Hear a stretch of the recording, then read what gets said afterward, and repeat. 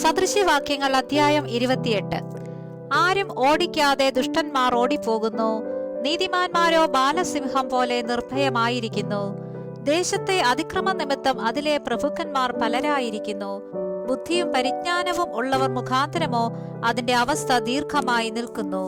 അഗതികളെ പീഡിപ്പിക്കുന്ന ദരിദ്രൻ വിളവിനെ വെച്ചേക്കാതെ ഒഴുക്കിക്കളയുന്ന മഴ പോലെയാകുന്നു. ന്യായപ്രമാണത്തെ ഉപേക്ഷിക്കുന്നവർ ദുഷ്ടനെ പ്രശംസിക്കുന്നു, ന്യായപ്രമാണത്തെ കാക്കുന്നവരോ അവരോട് എതിർക്കുന്നു. ദുഷ്ടന്മാർ ന്യായം തിരിച്ചറിയുന്നില്ല, യഹോവയെ അന്വേഷിക്കുന്നവരോ സകലവും തിരിച്ചറിയുന്നു. തന്റെ വഴികളിൽ വക്രനായി നടക്കുന്ന ധനവാനേക്കാൾ പരമാർത്ഥതയിൽ നടക്കുന്ന ദരിദ്രൻ ഉത്തമൻ.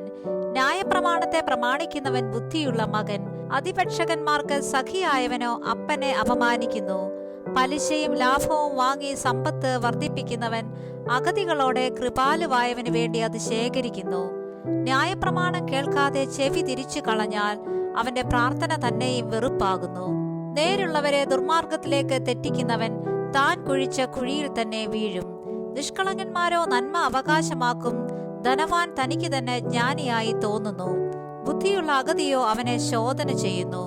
നീതിമാന്മാർ ജയഘോഷം കഴിക്കുമ്പോൾ മഹോത്സവം, ദുഷ്ടന്മാർ ഉയർന്നു വരുമ്പോഴോ ആളുകൾ ഒളിച്ചുകൊള്ളുന്നു. തന്റെ ലംഘനങ്ങളെ മറയ്ക്കുന്നവന് ശുഭം വരികയില്ല, അവയെ ഏറ്റുപറഞ്ഞ് ഉപേക്ഷിക്കുന്നവനോ കരുണ ലഭിക്കും. എപ്പോഴും ഭയത്തോടിരിക്കുന്ന മനുഷ്യൻ ഭാഗ്യവാൻ, ഹൃദയത്തെ കഠിനമാക്കുന്നവനോ അനർത്ഥത്തിൽ അകപ്പെടും.